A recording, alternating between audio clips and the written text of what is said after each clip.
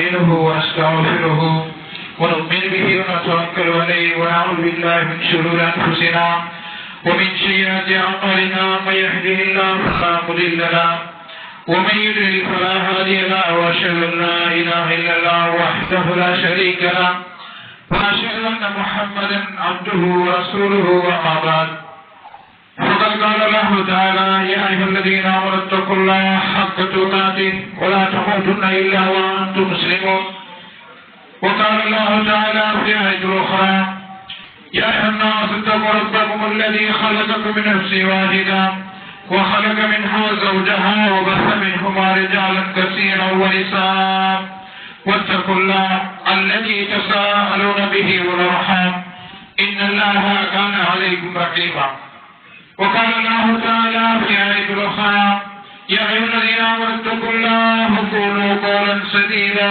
يصلح لكم أعمالكم ويغفر لكم ذنوبكم ومن يطع الله ورسوله فقد فاز فوزا عظيما وقال نبينا صلى الله عليه وسلم اللهم صل على محمد وعلى آل محمد كما صليت على إبراهيم وعلى آل إبراهيم إنك حميد مجيد اللهم بارك على محمد وعلى آل محمد كما باركت على إبراهيم وعلى آل إبراهيم إنك حميد مجيد رب اشرح لي صدري ويسر لي أمري واحلل عقدة من لساني يفقهوا قولي புகழ்ச்சியும் ஏகியவனாகிய அல்லாஹ்வுக்கே உரித்தாக்கி அவர் அன்பும் அருளும் இவர்களுக்கு இறுதியாக அனுப்பப்பட்ட முஹம்மது நபி ஸல்லல்லாஹு அலைஹி வஸல்லம் அவர்கள் மீதும் அதனை அடிச்சுவிட்டு அப்படியே பின்பற்றி வாழ்ந்த உத்தம சத்திய சஹாபாக்கள் சஹாபிகள் மீதும் தாபிகள் மீதும் தபாதாபிகள் மீதும் மற்றும் பின்னாளில் அமர்ந்திருக்கின்ற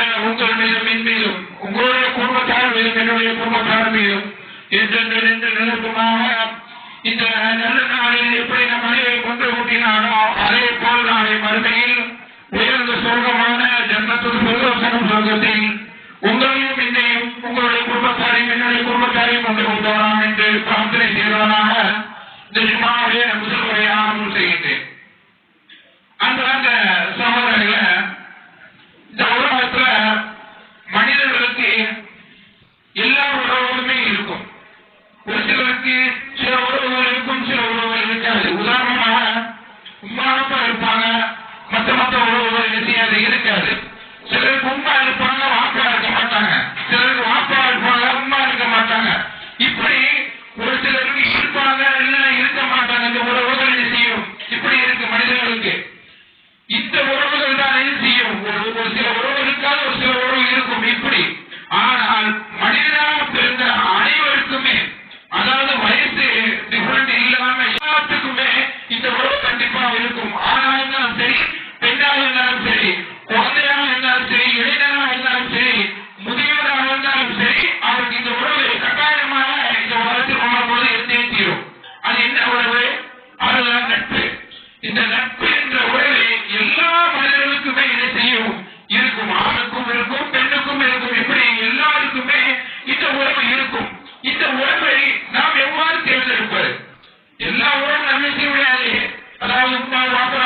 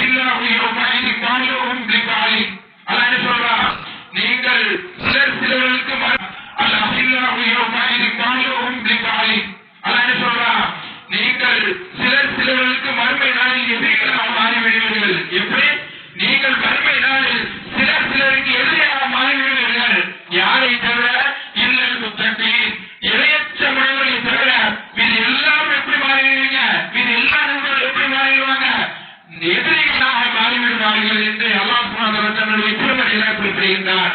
அப்ப நாம் இந்த உலகத்தில் வாழும் பொழுது இரையற்ற அடிப்படையில் நாம் என்ன செய்ய வேண்டும்? நண்பர்களை தேர்ந்தெடுக்க வேண்டும். இப்படி இரையற்ற அடிப்படையில் நாம் நண்பர்களை தேர்ந்தெடுத்தோம் சொன்னா இந்த உலகத்துல எப்படி நாம் கைகோர்த்து நண்பர்களோடு நல்ல முறையில் சிரித்து பேசி பழகி சிரித்தோமோ அதே மாதிரி நாளைக்கு மறுமையிலும் எப்படி இருப்போம்? கைகோர்த்து சுருகத்தில் உலாவுவோம். இல்ல நான் இரையற்ற அடிப்படையில் நாம் நண்பர்களை தேர்ந்தெடுக்கவில்லை என்று சொன்னால் இந்த உலகத்தில் எப்படி நாம் சீரழிந்து சீரட்டு போனோமோ அதே மாதிரி நாளைக்கு மறுமையில ஒவ்வொருவரும் செய்வார்கள். நண்பர்களை முதலில் தேர்ந்தெடுக்கும் பொழுது நாம் இரையற்ற அடிப்படையில் நாம் என்ன செய்ய வேண்டும்? நண்பர்களை தேர்ந்தெடுக்க வேண்டும். சரி, இரையற்ற அடிப்படையில் நாம் நண்பர்களை தேர்ந்தெடுத்தாச்சு. அந்த நண்பர்களை எவ்வாறு நாம் நேசிக்க வேண்டும்? அந்த நண்பரை நான் எவ்வாறு நேசிக்க வேண்டும் என்று பார்த்தால் ஒரு மனிதர் வருகிறார். ஒரு நண்பரை பார்ப்பதற்காக ஒரு ஊருக்கு செல்கிறார். அந்த ஊரினுடைய நுழைவாயில ஒரு மலக்கு வந்து நிற்கிறாங்க. மலக்கு நின்று அந்த மனிதரை கூப்பிடுறாங்க, இங்க வாங்க, எங்க போறீங்க? மலக்கு வந்து மனிதனுடைய ரூபத்தில் வந்திருக்கிறாங்க. வந்து கேட்கிறாங்க, இங்க வாங்க, எங்க போறீங்க அப்படின்னு சொல்லி கேட்கும் பொழுது அந்த மனிதர் சொல்கிறார், என்னுடைய நண்பரை பார்ப்பதற்காக இந்த ஊருக்கு செல்கிறேன் அப்படின்னு சொல்லும் பொழுது அந்த நண்பரின் மூலமாக உங்களுக்கு ஏதாவது தேவை இருக்குதா? கடன் தேவை இல்லை வேற ஏதாவது அத்தியாவசிய தேவை இருக்குதா என்று மகனுக்கு கேட்கும் பொழுது அந்த மனிதர் சொல்கிறார், ஒரு தேவையும் இல்லை, அவரிடத்துல ஒரு தேவையும் இல்லை கொடுக்கிறவங்க. நான் அந்த நண்பரை அல்லாஹ்வுக்காக நேசிக்கிறேன். எப்படி? அந்த நண்பரை நான் அல்லாஹ்வுக்காக நேசிக்கிறேன். அந்த நேசம் தான் என்னை செஞ்சுச்சு, இங்க கொண்டு வந்துச்சு, அதனால அவர் பார்க்க போறேன் அப்படின்னு சொல்லும் பொழுது அந்த மலக்கு சொல்றாங்க, நான் யாரு தெரியுமா? நான் அல்லாஹ்விடத்திலிருந்து அனுப்பப்பட்ட ஒரு தூதர், ஒரு மலக்கு. அந்த அல்லாஹ் உங்களிடத்துல ஒரு செய்தியை சொல்லிட்டு வர சொன்னா. என்ன செய்தி? அந்த மலக்கு வந்து அந்த மனிதர்கள் சொல்றாரு, நீங்க எந்த மனிதனை அல்லாஹ்வுக்காக நேசிக்கிறீங்களோ அந்த அல்லாஹ் இப்போ உங்களை நேசிக்கிறார். எப்படி? நான் ஒரு நண்பனை நான் அல்லாஹ்வுக்காக நேசிச்சோம் சொன்னா நம்மளை யார் நேசிக்கிறார்? அல்லாஹ் நேசிக்கிறார். நாம் தேர்ந்தெடுக்கக்கூடிய நட்பை இறையற்ற மனிதர்கள் மட்டுமல்லாமல் அல்லாஹ்வுக்காகவே நட்பை இருக்க வேண்டும். அல்லாஹ்வுக்காக நாம் என்ன செய்ய வேண்டும்? சேர வேண்டும். அப்படி அல்லாஹ்வுக்காக நாம் நேசித்தோம் என்று சொன்னால் அந்த அல்லாஹ் நம்மளை நேசிக்கிறான். அப்போ அல்லாஹ்வுக்காக ஒரு நட்பை சேர வேண்டும். அல்லாஹ்வுக்காக நட்பை செய்ய வேண்டும், விரிக்க வேண்டும். அல்லாஹ்வுக்கு அல்லாமல் எதற்காக நம்மளுடைய நட்பை செய்யக்கூடாது, பிரிக்கக்கூடாது. உதாரணமாக தொழிலுக்காக அழைக்கிறோம் ஒரு நண்பரை, இல்லை நோட்டு வைப்பதற்காக, ஜக்காத் கொடுப்பதற்காக, நன்மையான காரியங்கள் செய்வதற்காக ஒரு நண்பரை அழைக்கிறோம். அந்த நண்பன் அதற்கு கட்டுப்படாமல் நம்மை அவன் பக்கம் இருக்கிறான் என்று சொன்னால் அந்த நட்பை யாருக்காண்டி கலந்து விட வேண்டும்? அல்லாஹ்வுக்காண்டி கலந்து விட வேண்டும். அல்லாஹ்வுக்காண்டி நேசிப்பது மட்டுமல்லாமல் அதை வந்து பிரியவும் செய்ய வேண்டும். அப்படி நாம் பிரித்தோம் என்று சொன்னால் நமக்கு மிகப்பெரிய ஒரு கூலி நமக்கு நாளைக்கு மறுமையில பார்த்துக் கொண்டிருக்கு. ஒரு நபருக்கு அல்லாஹ் நாளைக்கு மறுமையில மிகப்பெரிய ஒரு பொறுப்பை கொடுப்பான், ஒரு அன்பளிப்பை கொடுப்பான். அந்த அன்பளிப்பை பார்த்து மலக்குமார்கள் ஆச்சரியப்படுவார்கள், சுஹதாக்கள் ஆச்சரியப்படுவார்கள், நபிமார்கள் ஆச்சரியப்படுவார்கள். ஏன் இந்த மனிதருக்கு இவ்வளவு பெரிய பொறுப்பை? நபிமார்களும் சஹாபாக்களும் உயர்ந்த அந்தஸ்தில் இருப்பாங்க, அவங்க உயர்ந்த அந்தஸ்தில் இருப்பாங்க. இருந்தாலும் இந்த மனிதனுக்கு ஏன் அல்லாஹ் இவ்வளவு பொறுப்பை கொடுக்கிறான், இந்த அளவுக்கு ஏன் பொறுப்பை கொடுக்கிறான் என்று கேட்கும் பொழுது நபிகள் சொல்றாங்க, அந்த மனிதருக்கு அல்லாஹ் ஒரு பொறுப்பை கொடுப்பான். அந்த மனிதர் எப்படிப்பட்டவர் தெரியுமா? அந்த மனிதர் 2 மனிதருக்கு அல்லாஹ் பொறுப்பை கொடுப்பான். அந்த மனிதர் எப்படிப்பட்டவர்? அந்த மனிதருக்கு மத்தியில் எந்த ஒரு அர்த்தமும் சொந்தமும் கிடையாது, எந்த ஒரு கொடுக்கல் வாங்கலும் கிடையாது. அல்லாஹ் அவர்களுக்கு அவ்வளவு பெரிய பொறுப்பை கொடுப்பார். எதற்காக? இந்த உலகத்தில் அல்லாஹ்வுக்காக நட்பு சேர்ந்தவர்கள், அல்லாஹ்வுக்காக நட்பை பிரித்தவர்கள், இவர்களுக்காக அல்லாஹ் நாளைக்கு மறுமையில் எவ்வளவு பெரிய பொறுப்பை கொடுக்கிறான்னு தெரியுமா? ஒளியாலான மிம்பரை அல்லாஹ் சுப்ஹானஹு அவர்களுக்கு கொடுக்கிறார். நபிமார்கள் எல்லாம் ஆச்சரியப்படுவார்கள், இவர்களுக்கு ஏன் இவ்வளவு பெரிய பொறுப்பு அல்லாஹ் கொடுத்திருக்கிறான். ஆனால் இந்த உலகத்தில் வாழும்பொழுது அந்த மனிதர் எப்படி இருந்திருப்பார்? அல்லாஹ்வுக்காக நட்பை நேசித்திருப்பார், பிரித்திருப்பார்.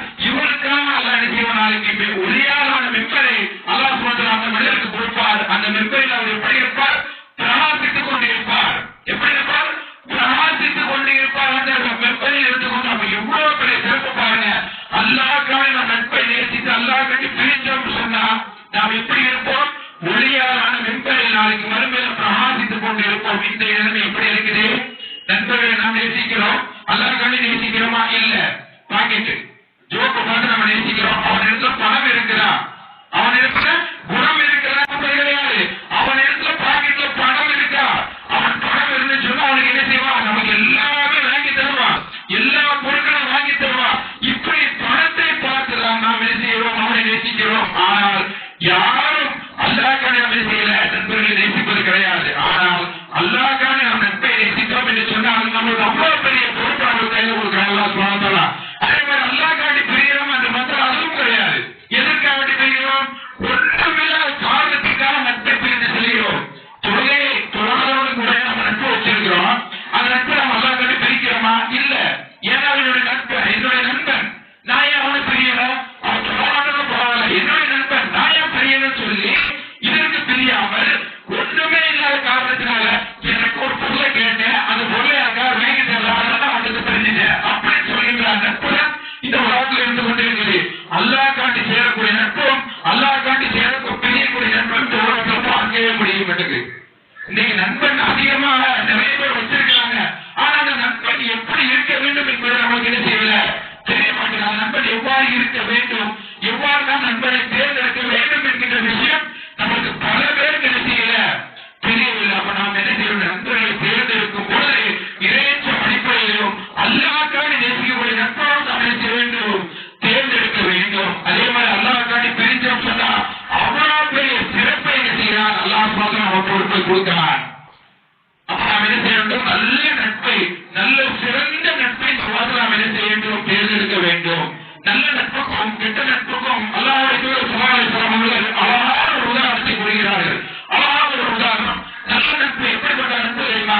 ஒரு அத்தர் வியாபாரி போன்றவன். அந்த அத்தர் வியாபாரி எப்படிப்பட்டவன்? அந்த அத்தரை விலைக்கு கொடுப்பான். இல்லை என்று சொன்னால் அன்பளிப்பாக தன்னுடைய தோழர்களுக்கோ நண்பர்களுக்கோ என்ன செய்வான்? அன்பளிப்பாக கொடுப்பான். இதே மாதிரி நல்ல நட்பு எப்படி இருக்கும்? அந்த அத்தர் வியாபாரி போன்றவன் நல்ல நண்பர்கள் நன்மையான காரியங்கள் ஏறுவான், தீமையான காரியங்களை விட்டு தடுப்பான். அப்படி நன்மையான காரியங்களை தடுக்கவில்லை, நன்மையான காரியங்கள் சொல்லவில்லை, தீமையான காரியங்கள் தடுக்கவில்லை. அவன் பக்கத்தில் போய் நாம் அமர்ந்தாலே போதும். எப்படி அத்தர்வாசி நம் மூக்கில் வந்து தமிழுமோ அதே மாதிரி அவன் செய்யக்கூடிய நல்ல அமல்களை பார்த்து நாம என்ன செய்வோம்? நல்ல அமல்களை செய்து விடுவோம். ஒருத்தர் நல்ல அமல்களை செய்யல, சொல்லல, நோக்கங்களை செய்யல, நல்ல நட்போடு அவன் தொடர்பு கொண்டே இருக்கா, தொடர்புலே இருக்கா, அவனை பார்த்து என்ன செய்வான்? இவன் மட்டும் சொல்லுவான், இவன் மட்டும் நோக்க வைத்தான், அப்ப நாமளும் என்ன செய்யும்? நாளை வந்து நோக்க சொல்ற எல்லாத்தையும் சொல்லி இந்த நட்பும் என்ன செய்வான்? செய்வான். அதே தீய நட்புக்கு ஒரு உதாரணத்தை சொல்கிறார்கள் ரசூல் ஸல்லல்லாஹு அவர்கள். எப்படிப்பட்டவன் தீய நட்புகாரன்? ஒரு இரும்பு பட்டறையில் வேலை பார்க்கக்கூடிய கொள்ளனை போன்று. அந்த கொள்ளன் எப்படி இருப்பான்? ரொம்ப அழுக்கு படிஞ்சு அழுக்காக வேர்வை நாட்டத்தில் மூழ்கி இருப்பான். இப்படிப்பட்டவன் தான் கெட்ட நட்பன். எப்படிப்பட்டவன்? ஒரு கொள்ளன் எப்படி இருப்பான்? ஒரு ஊதி என்ன செய்வான்? கொள்ளன் அந்த நெருப்பை ஊதி ஊதி ஊதி என்ன செய்வான்? நம்ம மேல ஃபுல்லா கரியாக்கிடுவான். அவன் பக்கத்துல நம்ம உட்கார்ந்து சொன்னா துர்நாற்றம் அடிக்கும், வேர்வை நாற்றம் அடிக்கும், ரொம்ப கரகரையில் இருப்பான். நாம அவன் பக்கத்துல உட்கார்ந்து சொன்னா இப்படி நம்மளே ஆக்கிடுவான், அவனே மாதிரி நம்மளையும் கரிகட்டே ஆக்கிடுவான். இதே மாதிரி தீய நட்பு. நன்மையான காரியங்களை செல்லவே மாட்டான், தீமையான காரியங்கள் அதிகமா சொல்லிக்கிட்டே இருப்பான். அதே மாதிரி நாம் அவன் பக்கத்தில் போய் உட்கார்ந்தாலே போதும், அவன் செய்யக்கூடிய தீய அமல்களை பார்த்து நாமளும் என்ன செய்து விடுவோம்? தீய அமல்களை செய்து விடுவோம். உதாரணமாக அவன் புகைப்பழக்கத்தில் ஈடுபடுகிறான் என்று சொன்னால் நாமும் என்ன செய்வோம்? நாளைக்கு இந்த நாமும் என்ன செய்வோம்? நம்ம ஒரு இழுப்பு எடுத்து பார்க்கலாமே, நாம ஒரு இழுப்பு எடுத்து பார்க்கலாமே, நாமும் ஒரு மது அருந்து பார்க்கலாமே, நாமும் கோயிலை வச்சு பார்க்கலாம் என்று சொல்லி அந்த தீய நட்பை பார்த்து நாமும் என்ன செய்து விடுவோம்? நாமும் அவ்வாறு செய்து விடுவோம். அப்ப நாம் என்ன செய்ய வேண்டும்? அத்தர் வியாபாரி போன்ற நட்பை நாம் என்ன செய்ய வேண்டும்? கைகொள்ள வேண்டும். அது இருப்பு பட்டலுக்குள்ள இருப்பாங்க, அவனை மாதிரி நாம என்ன செய்யக்கூடாது? நட்பை பார்க்கவே கூடாது. இன்னைக்கு நிறைய பேரு எப்படிதான் தேர்ந்தெடுத்திருக்கான்? கொள்ள நட்பெல்லாம் தேர்ந்தெடுத்திருக்கான். இன்னைக்கு எப்படிப்பட்ட நட்பை எடுத்திருக்கான்? கொள்ள நட்பு தான். இன்னைக்கு எப்படி தொழிலுக்கு வர மாட்டான், வாக்கு வைக்க மாட்டான், நன்மையான காரியங்கள் செய்ய மாட்டான், அவர்களோடு அரட்டை அடிச்சு கொண்டு என்ன செய்ய திருமுக்கள் வாக்கு சொல்லப்பட்டு கொண்டிருக்கும். ஒருத்தராவது வாக்கு சொல்லியாச்சு நாம் தொழுகைக்கு போவோம் சொல்லி ஒருத்தராவது என்ன செய்ய மாட்டான்? சொல்ல மாட்டான். கையில போன் வச்சுக்கிட்டு அரட்டை அடிச்சு கொண்டுதான் இன்றைய காலத்தில் நட்பாளர்கள் இருந்து கொண்டிருக்கிறார்கள். அப்ப நாம் என்ன செய்ய வேண்டும்? இப்பேற்பட்ட நட்பை நாம் என்ன செய்ய வேண்டும்? முடித்து விட வேண்டும். நண்பனாக எப்படி இருக்கணும்? நன்மையான காரியத்தை ஏவக்கூடியவனாக இருக்கணும். வாப்பா சொல்ல போவோம், வாப்பா நம்ம நன்மையான காரியங்களை செய்வோம். இந்த இடத்துல பயன் நிகழ்ச்சி நடக்குது,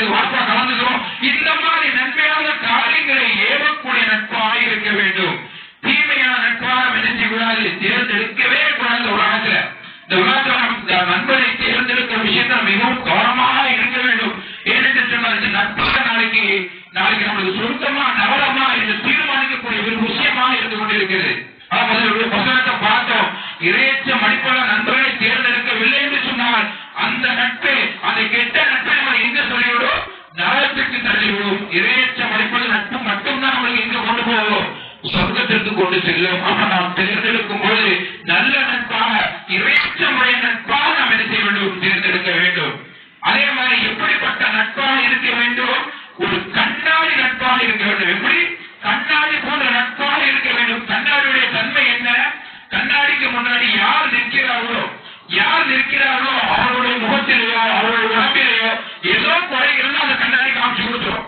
ஒரு பவர் அதிகமா இருக்கு, முடி கொடுத்தா சீவல என்று சொன்னால் அந்த கண்ணாடி காமிச்சு கொடுத்துரும். உங்க முகத்துல ஒரு குறை இருக்குது, உங்க முகத்துல ஒரு பருவம் இருக்குது, பவர் சரியா நீ தொடக்கல என்று நம்மளுடைய குறைகளை அந்த கண்ணாடி செய்து விடும், காமித்து விடும். அதே போலதான் நம்முடைய நண்பர்கள் இருக்க வேண்டும். எப்படி இருக்க வேண்டும், கண்ணாடி மாதிரி இருக்க வேண்டும். என்னுடைய தவறை சுட்டி காட்டிய நட்பாக இருக்க வேண்டும். உதாரணமா உமர் ரலியல்லாஹு அவர்கள் ஆட்சி பொறுப்பை ஏற்கிறார்கள். ஆட்சி பொறுப்பை ஏற்கும் அந்த நேரத்தில் உமர் என்ன செய்யறாங்க, அழுது உட்கார்ந்துருக்காங்க. ரொம்ப ஏங்கே அழுகுறாங்க. சஹாபாக்கள் கேட்கிறாங்க, உமரே ஏன் அழுகுறீங்க, நீங்க தான் ஹலீஃபா ஆயிட்டீங்க, நீங்க தான் ஆட்சி பொறுப்பை ஏற்று விட்டீங்க, ஏன் அழுகிறீங்க, எதற்காக, எந்த காரணத்தால நீங்க சொல்லுங்க என்று சொல்லும் பொழுது உமர் அவங்க சொல்றாங்க, நான் இதற்கு முன்னால் ஒரு சாதாரண ஒரு ஹத்தாவுடைய மகனாக இருந்தேன். சாதாரண ஒரு ஹத்தாவுடைய மகன் இப்படியாகத்தான் இருந்தேன். நான் செய்யக்கூடிய தவறுகளை நீங்க என்ன செஞ்சீங்க, சுட்டி காமித்து விடுவீர்கள். எப்படி நான் செய்யக்கூடிய தவறுகளை நீங்க சுட்டி காமித்து விடுவீங்க, நானும் என்ன செய்வேன், அந்த தவறுகளை திருத்திக் கொள்வேன். ஆனால் இப்பொழுது நான் ஒரு ஹலீஃபாவாக பதவியேற்று விட்டேன். நான் செய்யக்கூடிய தவறுகளை நீங்கள் சுட்டி காமிக்காம நாளைக்கு மறுமையில அல்லாஹ்வுக்கு முன்னாடி ஒரு குற்றவாளியாக நின்று விடுவேணும் என்று பயந்து நான் என்ன செய்கிறேன், அழுது கொண்டிருக்கிறேன் என்று உமர் சொல்றாங்க. உடனே சஹாபாக்கள் சொல்கிறார்கள், உமரே நீங்க தவறு செய்வீங்களா, நீங்க தவறின் பக்கம் போவீங்களா, நீங்க தவறின் பக்கம் போன தெரிஞ்சாலும் என்ன செய்து விடுவோம், இழுத்து கொண்டு வந்து விடுவோம் என்று சஹாபாக்கள் எல்லாரும் சொல்கிறார்கள். உடனே உமர் ஒரு டெஸ்ட் வைக்கிறாங்க. இவங்க எதுக்காக அப்படி சொல்றாங்க, நம்ம மேல உள்ள மரியாதையில சொல்றாங்களா, நம்ம மேல ஒரு பயத்துல சொல்றாங்களா என்று ஒரு டெஸ்ட் பண்றாங்க. எனக்கு முன்னாடி நின்றுகிட்டே நீங்க என்ன செய்வீங்க, வாழ முடிவிக்கிட்டு என்ன செய்வீங்க, தவறின் பக்கம் போன நீங்க கொண்டு வந்து விடுவீங்களோ, ஏன் முன்னாடி என்ன தைரியமா நீங்க சொல்றீங்களோ என்று சொல்லி உமர் மிரட்டுறாங்க. எப்படி மிரட்டுறாங்க, என்னை பார்த்தால் ரோம் பாரசீக நாட்டு மன்னர்களே பயப்படுவார்கள். உமர் கோபத்தில் உச்சத்தில் உள்ளவங்க, அவங்களை பார்த்து எல்லாருமே பயப்படுவாங்க. அந்த அளவுக்கு கோபத்தில் உள்ளவங்க உமர் அவர்களுக்கு முன்னாடி சஹாபாக்கள் தைரியமாக நின்று உங்களுடைய நீங்க தவறின் பக்கம் போனால் நாங்க கொண்டு வந்து விடுவோம் என்று தைரியமாக நின்று சொன்னார்கள். உடனே என்னைய பார்த்து நீங்க சொன்னீங்க, உமர் சொல்றாங்க, என்னை பார்த்து ரோம் பாரசீக நாட்டு மன்னர்கள் என்ன செய்வார்கள், பயப்படுவாங்க, நடுங்குவாங்க. ஏன் முன்னாடி நீங்க தைரியமா நீங்க சொல்றீங்களா என்று சொல்லும் பொழுது சஹாபாக்கள் பயந்து பின்வாங்க. ஐயோ உமர் கோபப்பட்டாங்க, உமர் கோபப்பட்டாங்க என்று சொல்லி பின்வாங்க, எதிர்த்து நின்றாங்க. நீங்க எப்படிப்பட்டவர்களாக இருங்க, உங்களை பார்த்தால் எந்த நாட்டு மன்னர்களால் பயப்படுறோம், நாங்க பயப்பட மாட்டோம். எப்படி நாங்க பயப்பட மாட்டோம், நீங்க தவறின் பக்கம் போனா நாங்க கொண்டு வந்து விடுவோம், தவறின் பக்கம் போன தெரிஞ்சாலே உங்களை கொண்டு வந்து விடுவோம். அப்ப நட்பு எப்படி இருக்குது பாருங்க, ஒரு தவறை கண்டால் சுட்டி காமிக்கக்கூடிய நட்பாக அந்த இடத்தில் அமைய வேண்டும். முதலாவது அமைச்சாங்க, நீங்க தவறின் பக்கம் போனா முதலாவது தவறின் பக்கம் போக முடியுமா, முதலாவது தவறின் பக்கம் நீங்க தவறின் பக்கம் போனாலே என்ன செய்வோம், கொண்டு வந்து விடுவோம் என்று சஹாபாக்கள் சொல்கின்ற அளவுக்கு நட்பு இருந்துச்சு. அப்ப நம்மளுடைய நட்பு எப்படி இருக்க வேண்டும், நம்முடைய தவறை சுட்டி காமிக்கக்கூடிய நட்பாக இருக்க வேண்டும். இன்னைக்கு நாம் செய்யக்கூடிய தவறுகளை சுட்டி காமிக்காத நண்பர்களாகத்தான் இருக்கிறார். எவ்வளவோ தவறுகள் செய்கிறோம், எவ்வளவோ பாவங்கள் செய்கிறோம், மொபைல் மூலியமாக எது மூலியமாக எவ்வளவோ பாவங்கள் செய்கிறோம். ஆனால் நமக்கு சுட்டி காமிக்கிற ஒரு நட்பாவது இருக்கிறார், நம்முடைய தவறுகளை சுட்டி காமிக்கக்கூடிய ஒரு நட்பாக இருக்கலாம். இப்பொழுது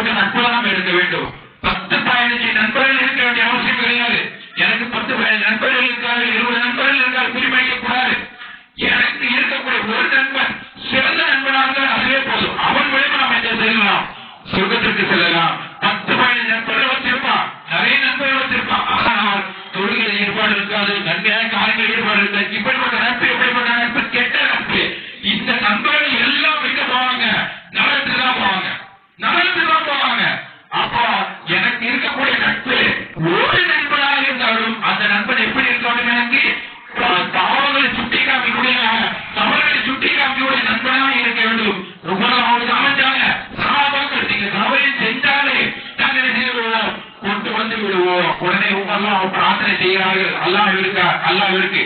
யா அல்லாஹ், இந்த மாதிரி நண்பர்களை கொடுத்த உனக்கே எல்லா புகழனைத்தும் என்று உமர்லாம் அந்த இடத்தில் பிரார்த்தனை செய்கிறார்கள்.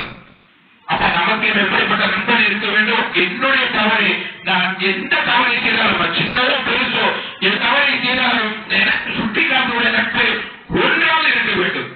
ஒன்றாக இருந்தால் மட்டும்தான் நாம் இந்த உலகத்திலே பெற்று அடைய முடியும், நாளைக்கு மறுமையிலே பெற்று அடைய முடியும். இல்ல, என்னுடைய தவறை சுட்டிக்காமிக்காத நண்பர்கள் என்னோடு இருக்கிறார்கள் சொன்னால் நாம் இந்த உலகத்திலேயும் கேடுதான், மறு உலகத்தையும் நினைக்கலாம் கேடுதான். அன்பான சொல்வே, நான் நண்பர்களை தேர்ந்தெடுக்கும் போது முதல் விஷயம் இறையற்ற வழிபாடு நாம் என்ன செய்ய வேண்டும்? நண்பர்களை தேர்ந்தெடுக்க வேண்டும். அது மட்டுமல்லாமல் நாம் அல்லாஹ்வுக்காக நட்பை நேசிக்க வேண்டும். அப்படி அல்லாஹ்வுக்காக நேசிக்கக்கூடிய நட்பு தான் நாளைக்கு ஒளியாலான மிம்பரில் என்ன செய்து கொண்டிருப்பார்கள்? பிரகாசித்துக் கொண்டிருப்பார். அப்ப பாருங்க, இந்த நட்பை எவ்வளவு பெரிய விஷயத்தை தருகிறது, எவ்வளவு பெரிய விஷயத்தை கொடுக்கிறது பாத்தீங்களா? ஒரு நட்பு இருக்குது, அந்த நல்ல நட்பு அமைச்சுன்னா ஒளியாலான மிம்பரை நாம் என்ன செய்து கொண்டிருப்போம்? பிரகாசித்துக் கொண்டிருப்போம். அதே நட்பு தீய நட்பாக நம்ம கவனிச்சோம்னா அந்த நட்பு எப்படிப்பட்ட நட்பாக இருக்குது? நரகத்திற்கு கொண்டு செல்லக்கூடிய ஒரு வாய்ப்பானது இருக்குது. அப்ப நாம் என்ன செய்ய வேண்டும்? நம்மளுக்கு நிறைய நண்பர்கள் இருப்பார்கள், அவர்களே பாருங்கள், இவன் நல்ல நண்பனா கெட்ட நண்பனா பாருங்க. அவன் கெட்டவனா இருந்தாலும் இந்த நேரத்திலே இந்த நிமிஷத்திலேயே அவனை தூர தள்ளி விட்டுருங்க, கட் பண்ணி விட்டுருங்க. அந்த நட்பு நமக்கு தேவையில்லை, அவனால நமக்கு ஒரு பிரயோஜனம் கிடையாது, இந்த உலகத்தில் பிரயோஜனம் கிடையாது, நாளைக்கு வறுமையில அந்த நண்பனை வச்சு பிரயோஜனம் கிடையாது. எவன் நல்ல நட்பு துறைக்கு அழைக்கக்கூடிய நண்பனா இருக்கிறோம், ஒருத்தர் நண்பனாக அவனோட நட்பு கொடுங்க. அவனால் இந்த உலகத்துல மிகப்பெரிய ஒரு வாய்ப்பு இருக்குது. நாளைக்கு வறுமையில அவனால செய்யும் சுத்தத்திற்கு சொல்லக்கூடிய ஒரு வாய்ப்பாகவும் அந்த நண்பனை செய்வான், அமைவான். சொல்லி நான் நண்பர்களை தேர்ந்தெடுக்கும் பொழுது நல்ல நண்பனாக தேர்ந்தெடுக்கக்கூடிய பாக்கியத்தை எல்லாம் போன்றவா நம் அனைவருக்கும் தந்து விடுவானாக. அஸ்ஸலாமு அலைக்கும் வரஹ்மத்துல்லாஹி வபரகாத்துஹு. அல்ஹம்துலில்லாஹ் வஸ்ஸலாத்து வஸ்ஸலாமு அலா ரசூலில்லாஹ் வ அலா ஆலிஹி வ ஸஹ்பிஹி வ மன் வலா. அன்பார்ந்த சகோதரர்களே, ஜும்மாவுடைய முதல் உரையில் நண்பர்களை எவ்வாறு தேர்ந்தெடுக்க வேண்டும் என்பதை பற்றி பார்த்தோம். அன்பார்ந்த சகோதரர்களே, இந்த உலகத்துல அல்லாஹ் சுப்ஹானஹு வ தஆலா ஏராளமான அருட்கொடைகளை என்ன செய்திருக்கின்றான்? வாரி வழங்கியிருக்கின்றான். நிறைய அருட்கொடைகளை கொடுத்திருக்கின்றான். அவருடைய அருட்கொடைகளை என்ன வேண்டும் என்று சொன்னால் எதிர்பார்க்கவே முடியாது. அவ்வளவு அருட்கொடைகளை இந்த உலகத்துக்கு வாரி வழங்கியிருக்கின்றார். கேட்டும் கொடுக்கிறான், கேட்காமலும் அதிகமாக அந்த மனித இனத்திற்கு கொடுத்துக் கொண்டே இருக்கின்றான். நாளை வறுமை வரை அவனுடைய அருட்கொடைகளை செய்து கொண்டிருப்பான், வழங்கிக் கொண்டேதான் இருப்பான். அவன் கொடுத்திருக்கக்கூடிய அருட்கொடைகள் எல்லாமே நாம் என்ன செய்கிறோம்? அனுபவித்துக் கொண்டிருக்கிறோம். அவனுடைய அருட்கொடைகள் எல்லாம் ஒரு அமானிதம். நமக்கு கொடுக்கக்கூடிய ஒரு அருட்கொடை எல்லாமே ஒரு அமானிதம், அல்லாஹ்வுடைய அமானிதம். நம்ம கைக்கு ஒரு பொருளாதாரம் வந்துச்சா அது அல்லாஹ்வுடைய அருட்கொடை. நமக்கு தந்திருக்கக்கூடிய ஒரு அமானிதமாக அல்லாஹ் என்ன செஞ்சிருக்கிறான்? தந்திருக்கின்றான். நாளைக்கு மறுமையில நாம கொடுத்திருக்கக்கூடிய அருட்கொடைகள் ஒவ்வொன்றை பற்றியும் அல்லாஹ் கேள்வி கேட்பான். நான் இந்த அருட்கொடை உனக்கு கொடுத்தேன், இந்த அருட்கொடை வச்சு நீ என்ன செஞ்ச? நம்மளுக்கு ஒரு அமானிதமாக நம்மளுடைய கையில கொடுத்திருக்கின்றான். பொருளாதாரம், செல்வம், இந்த மாதிரி எல்லா விஷயங்களும் நம்ம கைக்கு வந்துச்சுன்னா ஒரு அமானிதமாக நம்மளுடைய கைக்கு வந்திருக்குது. அதே மாதிரிதான் நம்ம கைக்கு ஒரு அமானிதமான ஒரு பொருளை செஞ்சிருக்கான், கொடுத்திருக்கின்றான். என்ன கொடுத்திருக்கின்றான்? மிகப்பெரிய ஒரு அருட்கொடை. என்ன அருட்கொடை? குழந்தை செல்வம். குழந்தை செல்வம் என்பது அல்லாஹ்வுடைய மிகப்பெரிய ஒரு அருட்கொடை, அல்லாஹ்வுடைய அமானிதம் குழந்தை செல்வம் என்பது. இந்த குழந்தை செல்வத்தை பற்றி அல்லாஹ் சுப்ஹானஹு வ தஆலா திருமறையில ஜீனத் என்று வர்ணிக்கிறான். ஜீனத் ஆனம் என்று என்ன செய்கிறான்? அந்த குழந்தை செல்வத்தை பற்றி என்ன செய்கிறான்? வர்ணித்து என்ன செய்கிறான்?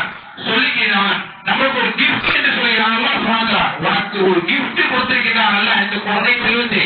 அப்ப இந்த குழந்தை செல்வத்தை நாம் எவ்வாறு பார்க்கிறோம், எவ்வாறு வளர்க்கிறோம், இந்த விஷயத்தை குறித்து நாளைக்கு மறுமையில அல்லாஹ் சொல்றான், கேள்வி கேட்பான். நம்மளுக்கு கொடுத்திருக்கக்கூடிய எல்லாமே ஒரு அமானிதம். இந்த குழந்தை செல்வம் என்பது ஒரு அமானிதம், நம்ம கை கடத்தி ஒரு அமானிதம். இந்த குழந்தை செல்வத்தை நாம் எவ்வாறு வளர்க்கிறோம் என்பதை சோதிப்பதற்காக நம்ம கைக்கு இந்த குழந்தை செல்வத்தை கொடுக்கின்றான். இன்றைக்கு பார்க்கிறோம், ஒழுங்கா பிள்ளைகளை வளர்க்காமல் நடுரோட்டில் சுற்றுவதற்கு என்ன செய்கிறார்கள்? நிறைய பெற்றோர்கள் விட்டிருக்கிறாங்க. அவன் கேட்பது எல்லாமே பெற்றோர்கள் என்ன செய்கிறார்கள்? வாங்கி கொடுத்திருக்கிறார்கள். அதனுடைய விளைவு தெரியுமா? ஒரு சிறுவன், 18 வயசு ஆகாத சிறுவன் பைக் வாங்கி கேட்டான். சொன்ன உடனே என்ன செஞ்சுட்டாங்க? பைக் வாங்கி கொடுத்தாச்சு. அந்த சிறுவனும் என்ன செய்யறான்? அந்த பைக்கை வாங்கிட்டு வேகமா ஓட்டுகிறான். ஓட்டவன் என்ன செஞ்சுட்டான்? ஆக்சிடென்ட் ஆக்கி வந்துட்டான். யாரு ஆக்சிடென்ட் பண்ணா? இந்த பையன். ஆனா யாருக்கு தண்டனை? அவனுடைய வாப்பாவுக்கு. அவனுடைய வாப்பாவுக்கு தண்டனை. வர்றதுக்கு காரணம் இருக்கு பெற்றோர்கள் தான். பெற்றோர்கள் தான் முழுக்க முழுக்க காரணம். நாளைக்கு மறுமையில் நல்லா அனுப்பிவான், ஒவ்வொருத்தரையும் விசாரிப்பான். அல்லாஹ் சொல்கிறார்கள், ஒவ்வொருத்தரும் உங்களோட பொறுப்பாளிகள், நீங்கள் ஒவ்வொருத்தரும் உங்கள் பொறுப்பாளிகள். உங்களுடைய பொறுப்பை குறித்து நாளைக்கு மறுமையில் விசாரிக்கப்படுவீர்கள். ஏன் நம்ம கையில் ஒரு குழந்தை செல்வத்தை கொடுத்திருக்கின்றான், இதுவும் ஒரு பொறுப்பு தான், ஒரு அமானிதம். இந்த அமானிதத்தை பற்றி நாளைக்கு மறுமையில் கேள்வி கேட்பான். உனக்கு ஒரு குழந்தை செல்வத்தை கொடுத்தேனே, அவனை நீ எப்படி வளர்த்த? மாற்று கல்வி கொடுத்து வளர்த்தியா? நல்ல முறை ஒருத்த நற்பண்புகளை சொல்லிக் கொடுத்து வளர்த்தியா என்று அல்லாஹ் சொன்ன நாளைக்கு மறுமையில் ஒவ்வொருத்தரும் கேட்பான், யாரையும் விட மாட்டான். ஒவ்வொருத்தரும் நம்மளோட பொறுப்பை பற்றி விசாரிப்பான். இன்றைக்கு நாம் என்ன செய்கிறோம்? குழந்தைகளை மார்க்க கல்வி கொடுத்து வளர்க்காம இன்றைக்கு என்ன செய்கிறோம்? உலக கல்வி மட்டும் கொடுத்து அவன் என்ன செய்யறாலும் பரவாயில்லை என்று சொல்லி என்ன செய்கிறோம்? ஊர்மையை விட்டிருக்கிறோம். ஆனால் அந்த பையன் என்ன செய்யறான்? நாளைக்கு நமக்கே வினையாக வந்து நிற்கிறான். அந்த பையன் நமக்கே வினையாக வந்து நிற்கிறான். ஒழுக்க வளர்க்காதது காரணமாக, நற்பண்புகள் சொல்லிக் கொடுக்காததுக்காக பெற்றோர்களை அடிக்கக்கூடிய நிலைமை இன்னைக்கு வருதா இல்லையா? அவனை நல்ல முறையில் பண்படுத்தாம ரசூல் ஸல்லல்லாஹு அலைஹி வஸல்லம் சின்ன வயசுல இருந்தே சஹாபாக்களை வார்த்தெடுத்தார்கள். சின்ன வயசு, இந்த மாதிரி வயசுள்ள குழந்தைகளையே வார்த்தெடுத்தார்கள். நல்ல நற்பண்புகளை சொல்லி ஒரு சிறுவர் நபித்தோழர் தான். அந்த சிறுவர் இடது கையால சாப்பிட்ட உடனே அவர் என்ன செய்கிறாங்க? ரசூல் ஸல்லல்லாஹு அலைஹி வஸல்லம் வலது கையால சாப்பிடு, பிஸ்மில்லா சொல்லி சாப்பிடு என்று சொல்லி சிறு வயதில் இருந்தே ஒழுக்க நற்பண்புகளை சொல்லிக் கொடுத்து வளர்த்தார்கள். யாரு? ரசூல் ஸல்லல்லாஹு அலைஹி வஸல்லம். இன்றைக்கு நாம் நம்முடைய குழந்தை நம் பக்கத்தில் உட்கார்ந்து சாப்பிடும் போது பிஸ்மில்லா சொல்லி சாப்பிடு எந்த பெற்றோரால் சொல்லி போகலாம்? வலது கையால சாப்பிடுப்பா, சிந்தாம சாப்பிடு, உன்னுடைய அருகில் இருப்பதை சாப்பிடு சொல்லி எந்த குழந்தையாவது சொல்லி போமா? சொன்னது கிடையாது. நாம் அவன் பக்கத்துல பார்த்து சாப்பிட்டதே கிடையாது. நம்மளை பார்த்தால் ஒரு பயம் வருகிறது. யாருக்கு? மானுக்கு. என்னுடைய வாப்பை திட்டிக்கிட்டே இருக்கணும், அடிச்சுட்டே இருக்கணும்னு சொல்லி நம்ம எல்லாம் சாப்பிட்டு முடிச்சதுக்கு அப்புறம் நம்ம பையன் வந்து சாப்பிடுவோம். இல்லைன்னு நம்ம முன்னாடி சாப்பிட்டு போயிடும். ஏன்? அவனுக்கு ஒழுங்காக நற்பண்புகள் சொல்லிக் கொடுத்து வளர்க்கவில்லை.